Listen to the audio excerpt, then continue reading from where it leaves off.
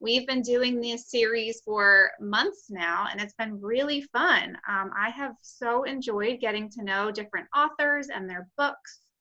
Today we have an exciting book about counting birds. I'm particularly excited about this one because bird watching is kind of a winter hobby of mine, and I'm very new to it. So welcome to Susan Edwards Richmond, joining us all the way from Massachusetts, right? That's right. Yeah, so welcome. You want to tell us, I'd love to hear about yourself. Yeah, so thank you so much, Aurora and Sue, and for everyone who's here today. I'm really excited about being part of this program. Oh, now I can see everybody. There we go. That's great. Yeah, I stopped sharing my screen, and you guys, just a reminder, if you want to go on speaker view so you can see Susan nice and big. Great. Well, I am very excited. Of course, I am a big birder, and I am excited about bird watching any time of the year. But the book that I'm going to share with you today, Bird Count, is specifically about an event which takes place in December. It's called the Christmas Bird Count, and doesn't really have anything to do with Christmas particularly, except it takes place at that time of year each year, and it's sponsored by the National Audubon Society, and it's something that people participate in, not just in Pennsylvania and not just in Massachusetts where I live, but all across the Western Hemisphere. So once the count starts, there's a window in which you can do the bird count from mid-December until the beginning of January. And once that starts, people will be counting in Canada and California and Texas and all over the United States, as well as Central America and South America and even Antarctica. There are counts. And this is something that everyone can participate in. It's a lot of fun. So my book, Bird Count, is a work of informational fiction, which means it is a story. It has characters in it. There's an adventure with a girl who is on her bird count, but it also has a lot of good information about bird watching and finding birds. So I just wanted to share with you, I have a few little bird friends. When you're on a bird count, there are two ways that you can count the birds. You can see the bird flying by or landing on a tree branch and count it that way, or you can hear the bird. Could everyone hear that? The sound of a woodpecker on a tree. So if I'm on a bird count, even if I don't see this little guy, the little downy woodpecker, if I hear that on the tree, I can say, there's a woodpecker. And I have a few other friends. I have a blue jay and a chickadee and a cardinal and a robin. Some of the friends that we will see when we bird with Ava today. And I just wanted to show you, when Ava birds, she uses a field guide and a checklist, but you can also make your own checklists. This is one that I use with my preschool class, and just find pictures of birds on the internet, and you can paste them in and print it out and maybe laminate it. And then you can use a little dry erase marker, and if you happen to see this little friend flying by, you can make a tally mark on your sheet. So that's something that you can do at home and go out and bird anytime. That's so a great idea. I'm going to start by reading Bird Count to you, and I actually happen to have a PowerPoint so you can see the pictures really well, and I don't have to hold it up to the screen. So I'm going to read from my book, but I'm going to put the screen, I'm going to share my screen, and hopefully that will go smoothly. If we have any technical difficulties, I'm sure we'll work it out, but I'm going to share my screen, and let's see. Can everyone see that? Great. Yep. So I am the author of this book. My name is Susan Edwards Richmond. The illustrator is Stephanie Pfizer Coleman, and she's the one that created this beautiful child. Ava, who will be going on the bird count today. And she does beautiful, whimsical little birds that are also very accurate. So you can tell that this is absolutely a black-capped chickadee, even though it's one with a little bit of personality. I shake Mom in the dark. Wake up, sleepyhead. It's bird count day. One Sunday each winter, we take part in a bird census called the Christmas Bird Count. On this day, we go out and count every bird we see or hear.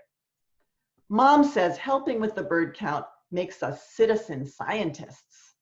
Citizen scientists are ordinary people who do real science research. We aren't the only ones either. Today, from the far north of Canada, all the way down to Antarctica, people are counting birds. Bundle up, Ava, Mom says. It's cold outside. I find my fuzzy hat and my warmest coat. I'm glad we're not birding in Antarctica. Knock, knock. It's Big Al. He's our team leader. There are 10 teams in our count circle.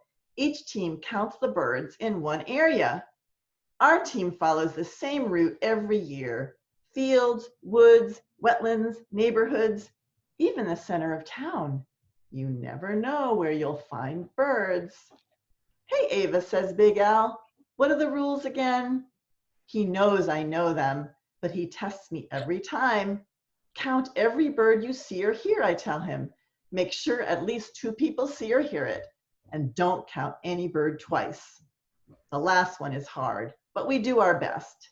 Did you bring the scientist's most important tools, asked Big Al. Mom's got our binoculars. I've got the field guide, and Big Al has a notebook and pencil. But that's not what he means.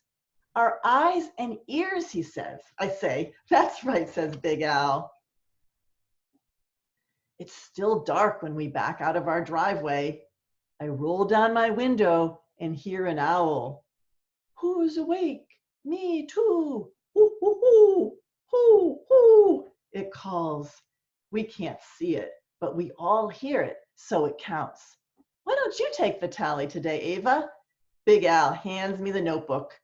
I look at Mom and smile. This is my first time. I rate Great Horned Owl at the top of the page and make a single mark. You can see there's the tally sheet over on at the side of the page where we're going to keep track of all the birds we see today or hear. Chickadee-dee-dee. A chickadee calls good morning. I add it to the list. I'm going to be busy today. As the sun comes up, a V of birds flies overhead.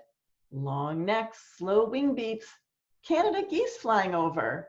I make 4 up and down slash marks and 1 across for a bundle of 5. That's the way to tally, says Big Al. I'm keeping an eye out for a big black bird called a raven. I saw one 2 years ago, but not last year. Big Al says ravens are rare around here. I hope we'll see mine again today. Let's check out this field, says Big Al, shooing us from the truck. It's freezing, but birds don't mind.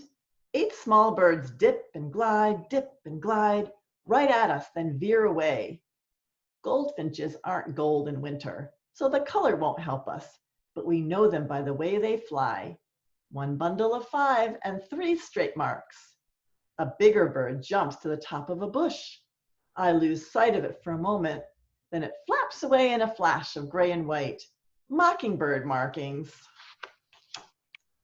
Nothing flying right now, Big Al observes. We scan the trees looking for familiar shapes. Tallest oak, Mom whispers, 2 o'clock. Big and Al and I read the tree like a big clock face, with noon at the top and 6 at the bottom. There it is, a big bird of prey with its feathers fluffed up. Its back is brown, its belly white, 1 red-tailed hawk. Let's find its mate, Al says. He and Mom search the other trees, but I stick with the same tree, sure the other hawk is there. I check the tree again. 6 o'clock, I say, close to the trunk. Does everyone see it? It's kind of tough to see. Good eye, says Big Al. As we drive to our next stop, I watch the sky out the window. A blackbird soars above us. Its wings tilt up in a wide, flat V. It can't be my raven. That's the way a vulture flies. I look hard and see two more, higher up and making wobbly circles. Cool, Mom says. Turkey vultures. 3 hatch marks. 1, 2, 3. That's the fun thing about the illustrations in the book. Stephanie, when she did the illustrations, she made exactly the number of birds that Ava counts, so that every time Ava says, if she says she found 8 birds, you can find 8 birds on that page and count along with her. At Weatherby Street, we park and walk down to the marsh. Loud quacks come from the cattails. Quack, quack, quack. When we get closer, we see some ducks dipping their heads under the water looking for food. Splash! 3 other ducks dive out of sight. The dabblers are mallards, bottoms sticking up. The divers are mergansers. I tally them in our notebook. Everything's quiet for a while. Then we spot a quiver in the tall reeds. A hungry great blue heron stretches its long neck, on the lookout for a tasty fish. My stomach growls. Scientists get hungry too. Good thing you guys probably have lunch in front of you, or some of you do. We've got to get some lunch for Ava and her team. As we head to lunch, we see a line of cars stopped ahead. Big Al stamps on the brake. I crane my head out the window to look. A flock of wild turkeys blocks the street between Crosby's Gas and Bagel Bin. We count. It's a big number. Let's see, 1, 2, 3, 4, 5, 6, 7, 8, 9, 10, 11, 12, 13, 14, 15, 16, 17. I write 17 on the tally page and circle it. While we wait for the traffic to start moving again, we count starlings in the trees. I count 11. Mom gets 12, but Al gets 13. So I take the average of the 3 and circle the number 12. Stomachs full, we drive through several neighborhoods. We're looking for feeders where birds gather. Maybe you have feeders that look like this in your backyard in winter. Stop, I say. There's one with cardinals, blue jays, and juncos. Wait, and isn't that a brown creeper on that tree? Its feathers look just like the bark. You're getting good at this, says Big Al. I see a squirrel and a chipmunk too, but they don't count. Sometimes when I'm reading, I say, why don't they count? But I know you guys know why they don't count, because they're not birds, right? Only birds count on this one. Whoosh! A hawk with a striped tail dives at the feeder. The small birds scatter. They came to eat seeds, but the larger bird came to eat them. That's one Cooper's hawk for us. A big blackbird wasn't scared away. It hops across the yard. Is that my raven? Caw, caw. A crow, not a raven. Ravens make a croaking sound. I pointed out to Mom and Big Al. Every bird counts. On Horseshoe Lane, houses hide deep in the woods. Someone reported seeing an ovenbird here last week. Big Al says that ovenbirds usually fly south to Central America before now. As scientists, we need to investigate. We make pishing sounds to bring out the ovenbird. Psh, psh, psh. You can try that at home too. Psh, psh, psh. We don't see an ovenbird, but we do hear a downy woodpecker's rat-a-tat-tat on the trunk. Several little chickadees cock their heads at us. We're miles from our last chickadee, so these go on the list too. Psh, psh, psh. Still, no ovenbird. We hear a sound like a cat's meow. Then we see it, a gray bird with a flicking tail. It's a catbird. A funny name. Back on the road, I see movement in Cucurbit Farms fields. Geese in the corn stalks. Count 'em, says Big Al. 1, 2, 3, 4, 5. Uh-oh, says Mom. That's the same number as our flying flock. They probably landed here. No hatch marks this time. We already tallied these geese. Big Al points to a gray and white bird. Look, Ava, he says, there's your mockingbird. This time it counts. We're getting quite a list of birds. As the sun sets, we pull into my school parking lot. Behind rows of buses are trees full of birds. They're like cutout shapes against the sky, but we can hear them. Cedar waxwings chittering, morning doves coo-hooing, robins singing, cheerio, cheerio, cheerio. I see a big black bird flop to the ground. It looks like a crow, but gronk, gronk, it cries. That's it, I shout. My raven came back. Too dark now to bird, but not too dark for a party. Potluck, hot chocolate, firelight. We meet other teams in our count circle and share what we saw. Big Al gives our tally to the circle chief. She reports for all 10 teams. I love being a citizen scientist. Maybe someday I will go to Antarctica on a bird count. I wonder what birds I'd find there.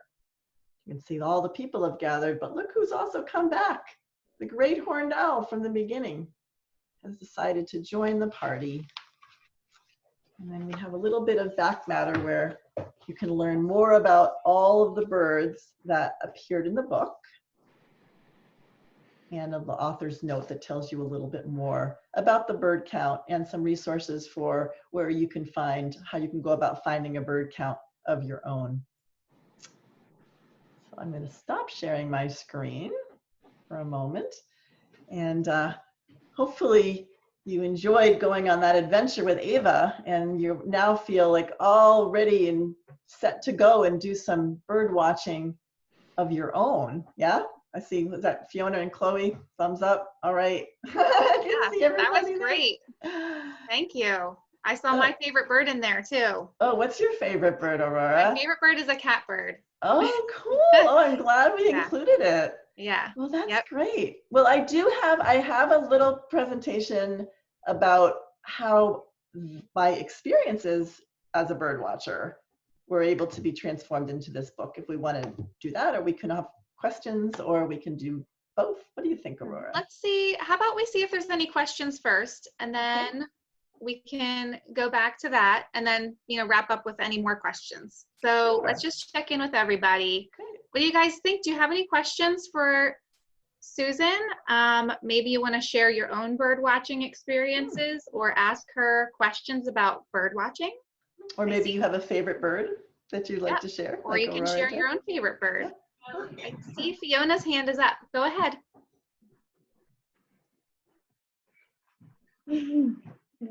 My favorite bird's a blue jay, and a few days ago, I think it was on Sunday, I saw a woodpecker.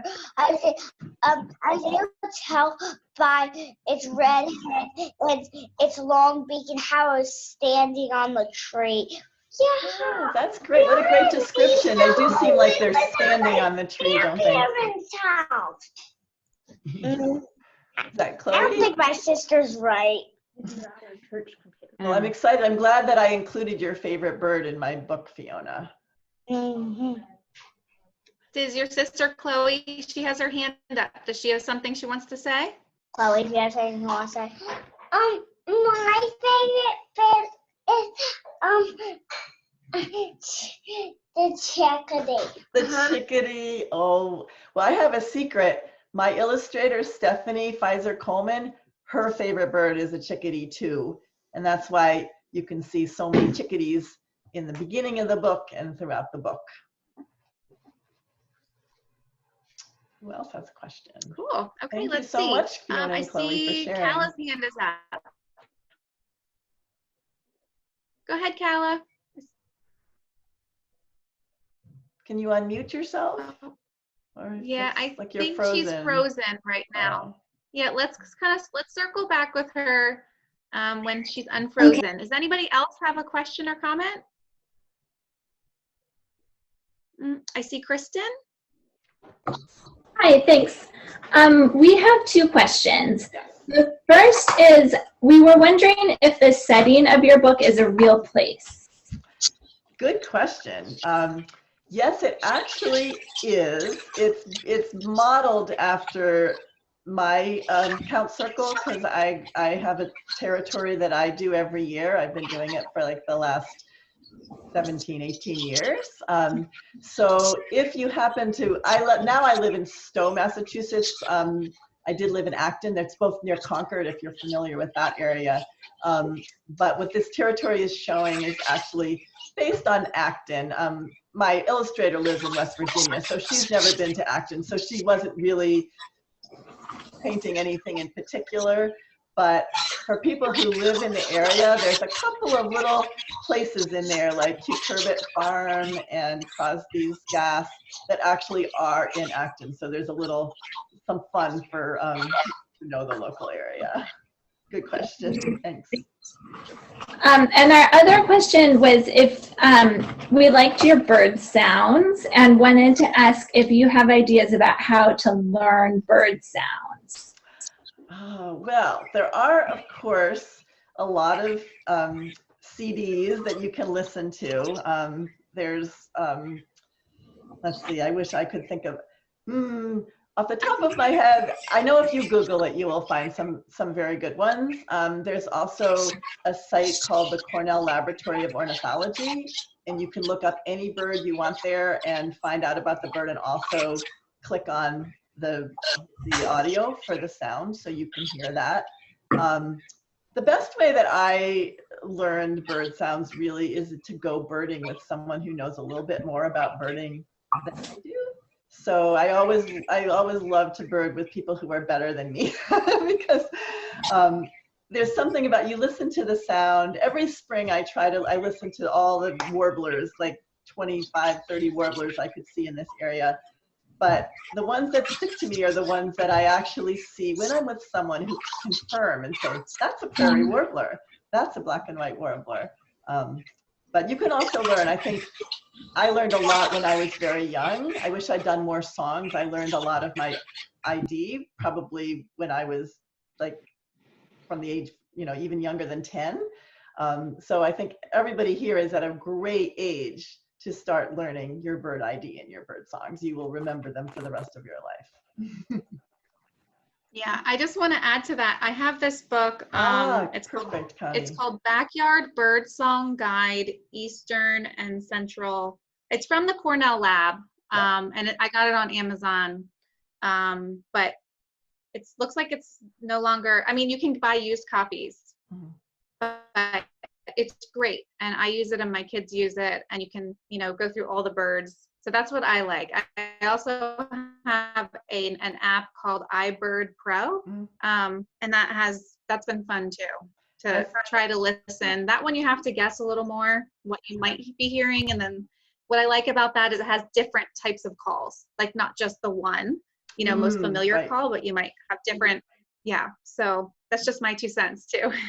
I saw that Connie was holding up another, you can buy these portable at any bird store. You can order them online have cards with the different birds and their families. So you'll have like the woodpecker card or the owl card, and you stick it in and you can press the button and hear the sound. There is also a great book.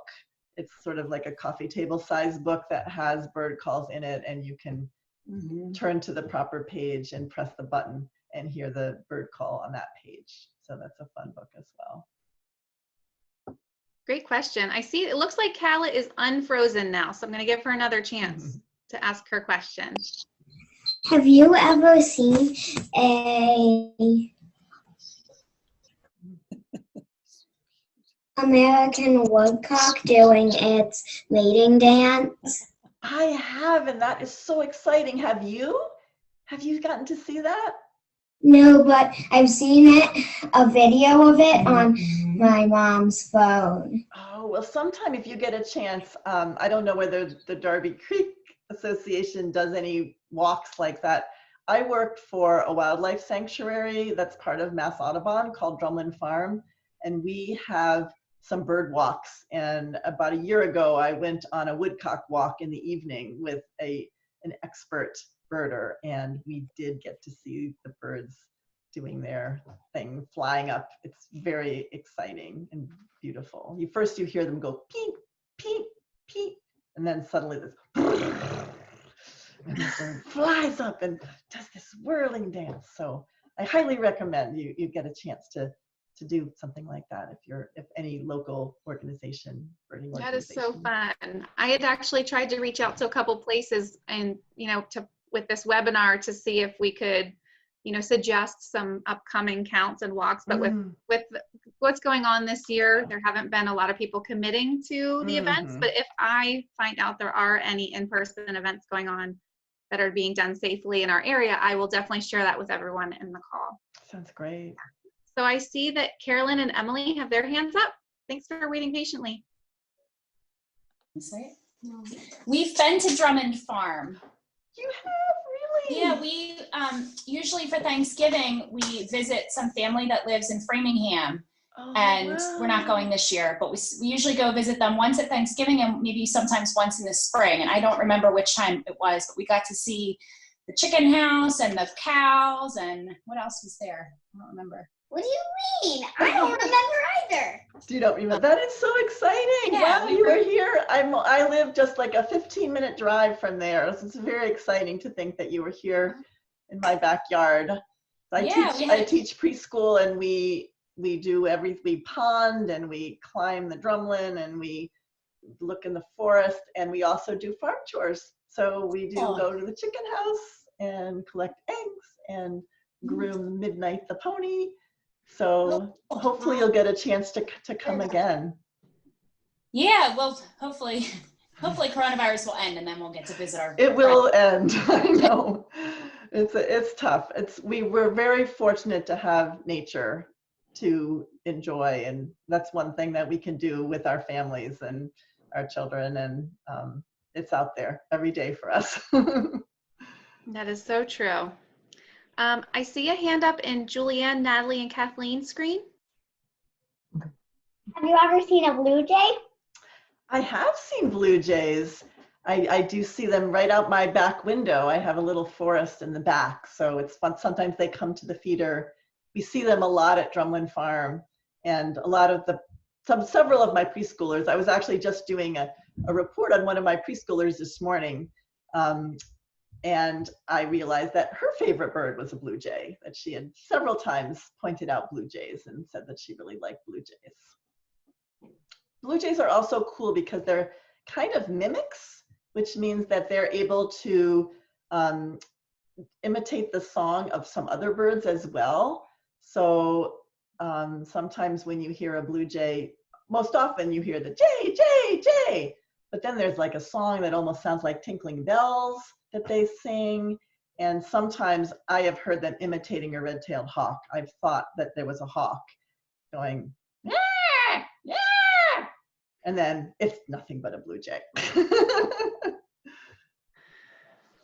Wow, thanks. Okay, I see a couple hands still. Let's see, Fiona. My sister says that she thinks her favorite bird is actually a cardinal, and I sometimes love to see blue jays. I've seen more than 6 of them. Once I saw one at my grandparents' house, and once I saw 6 at the same time. Right now. I think it's so cool that we have birds that are so brightly colored, especially in the winter time when there's snow everywhere. To see like a blue jay with its bright blue coat, or a cardinal with its brilliant feathers against the snow is just gorgeous. It is. Okay, I see Carolyn and Emily, your hands up. Go ahead. You want to tell them about the blue jay? They're feeling camera shy, but we have some chickens in our backyard, and we worry when the hawks come, and we are very often confused because we get tricked by the blue jay sounding like a hawk, and then we feel like we should put our chickens away, and then we notice it's actually just a blue jay in a tree. That's so funny. So you've had firsthand experience of that. Yeah. I think that the blue jay is really kind of doing a service for the other birds and other animals, because when he sounds that alarm, even if the hawk isn't making a sound.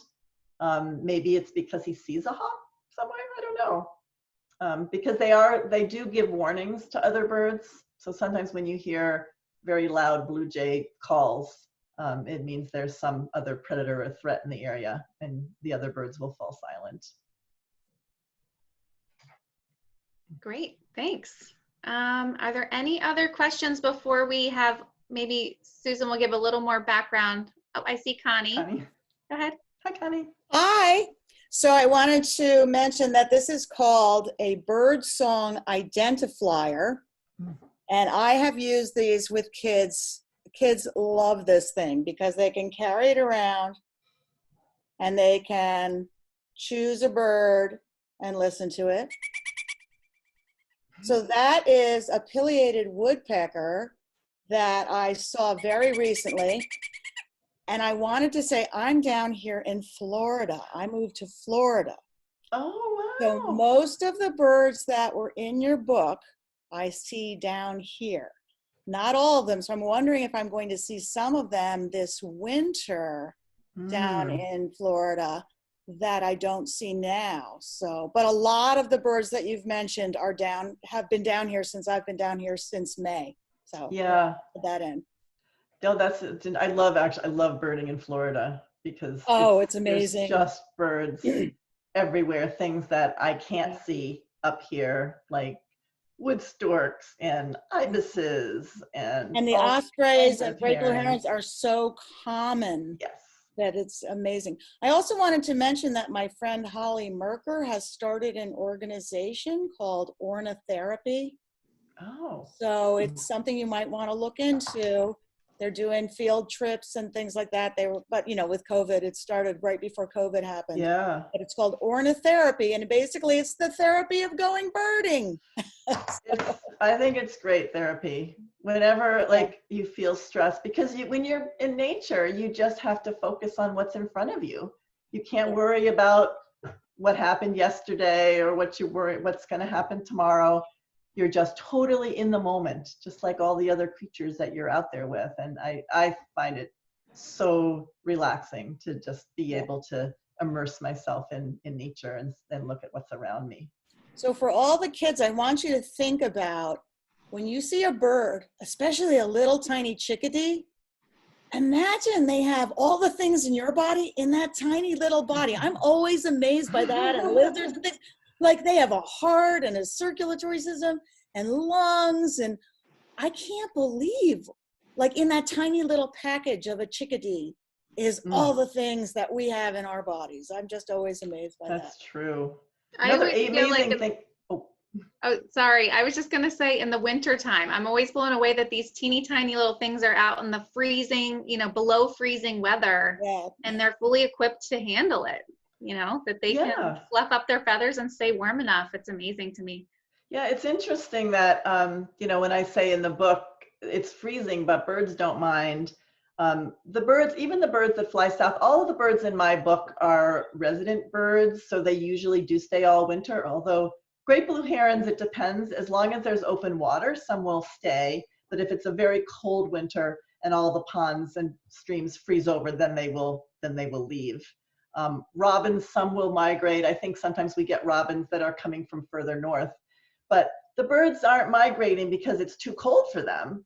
They're migrating because their food source has gone away, because so many of the birds that fly south eat insects that are flying around. And do you see insects flying around in the winter? No. There might be some under the bark of the tree, which is why the woodpeckers can stay around, because they're finding the insects very deep under the tree bark. But birds that rely on or fresh seeds or nectar of flowers like hummingbirds, or birds that rely on insects like swallows or many other birds, warblers, they have to go south where the insects can still live. And that's a similar story to why it's so exciting in our area when people see snowy owls, because they only really come down, south when they don't have enough food up in their northern territories. Yeah. Right. Yeah. A lot of people think that, well, where we are, birds are only flying south, but there are birds flying to us, like the snowy owl, like the juncos. We don't see the juncos in the summer, but we get to see them in the wintertime. That's right. Okay, are there any, I saw some hands kind of going up and down. Are there any, was there anyone waiting? I think I see Chloe. Go ahead.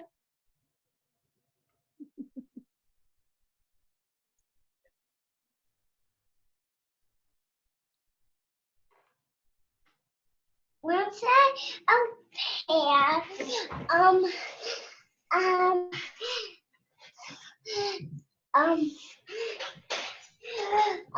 saw his brother outside.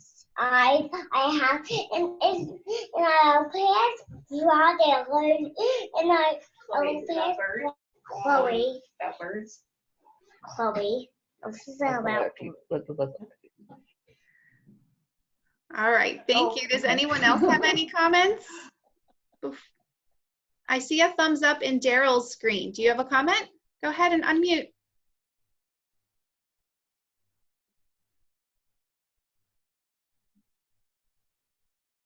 Tanner was just saying thumbs up. Oh, Tanner was just saying thumbs up. Okay, like you agree? Okay. Yeah, thank you. Yeah. All right, anyone else? Any questions even about writing a book? You have questions about that? Okay. Okay. I just realized, is there some questions in the chat? Oh, I see. Let's see, let me check the chats. Some people saying thank you. Yep. Danielle said thank you so much. Kristen said thank you. Connie said adorable book. So I don't think I see any questions. Connie's saying birdsong identifier is the toy I use in the field. I've seen that too. Yep. That can be very helpful. Okay. Yep, so I don't see any questions there. Let's see, do you think we have time for, you wanted to talk a little more about how you came to write the book? Yeah, I was just gonna, background? I do have another little PowerPoint. Maybe I can go through it just sort of quickly, but I wanted to let everybody know that if we have any aspiring authors out there, that a lot of what I write does come from some of my personal experience. People sometimes say that you should write what you know about, but I always say that you should write what you want to know about and learn more about. So I love birding, but even for this book, where I'm a pretty good birder and I know a lot, but I had to research for this book as well. And I just wanted to show you some of the ways that what I know and my experience is translated into the book. So I'm gonna just pull up my other slideshow and share. We'll do the screen share again. There we go.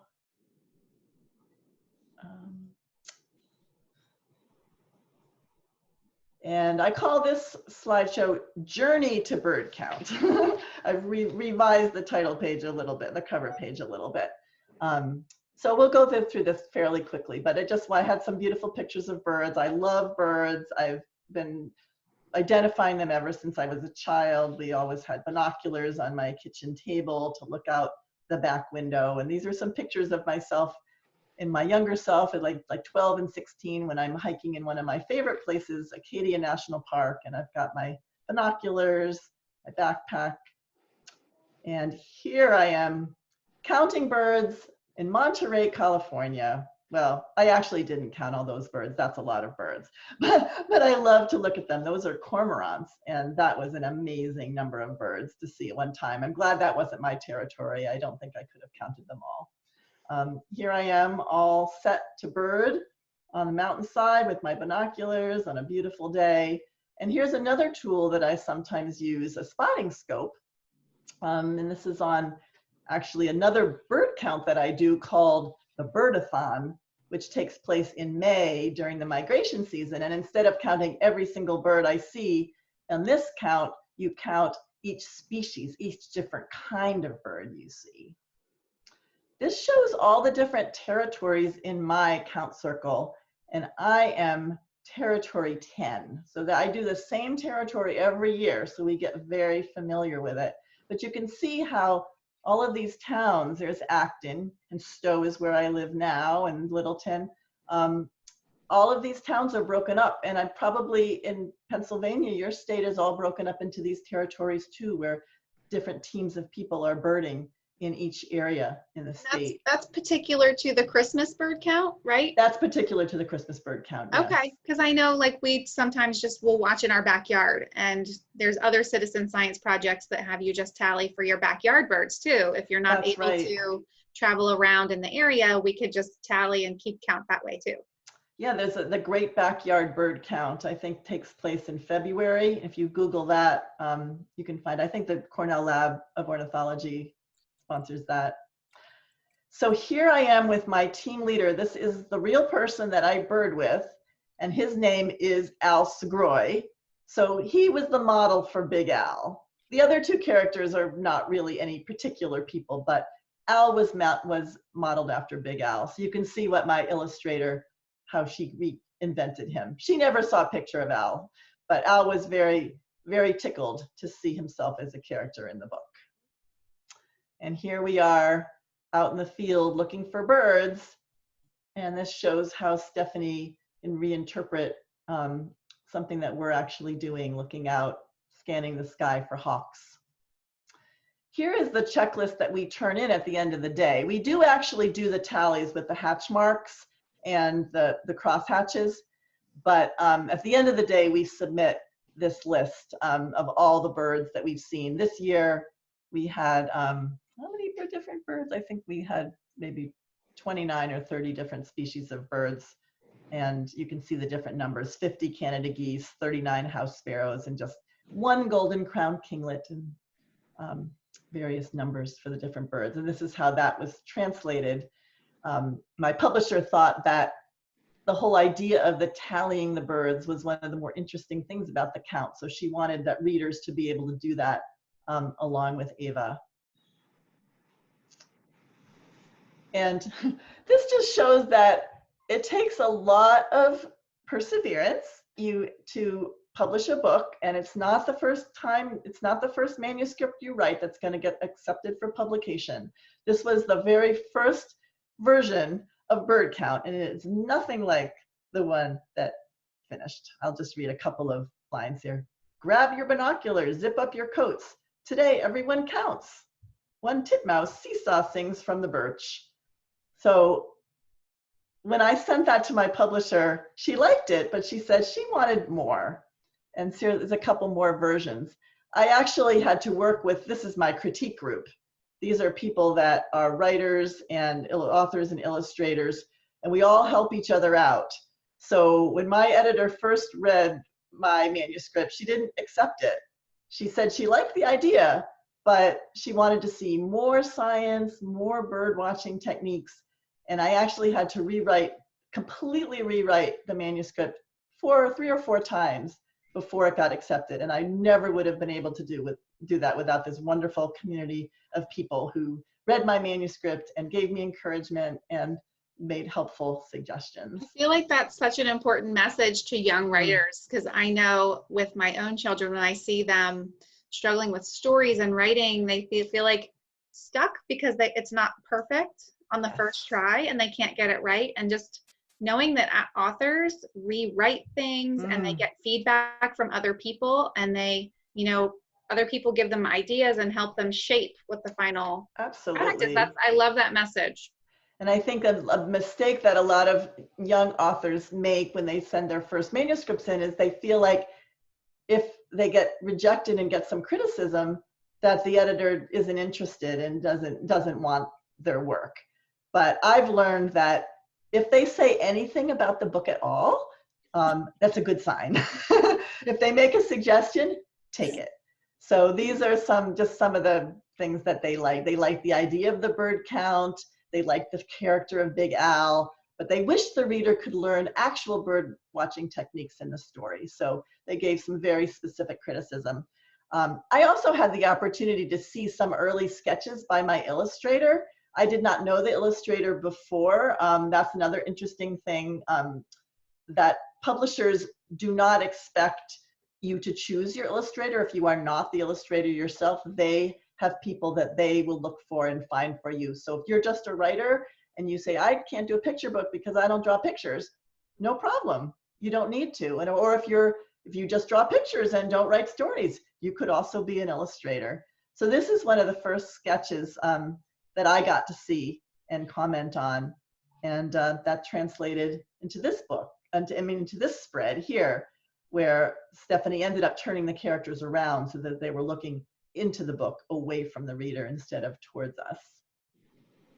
And this shows the technique of bird watching, looking at the tree like a clock face, which is what Ava does. They first find the first bird at 2 o'clock, and then they find the second bird at 6 o'clock.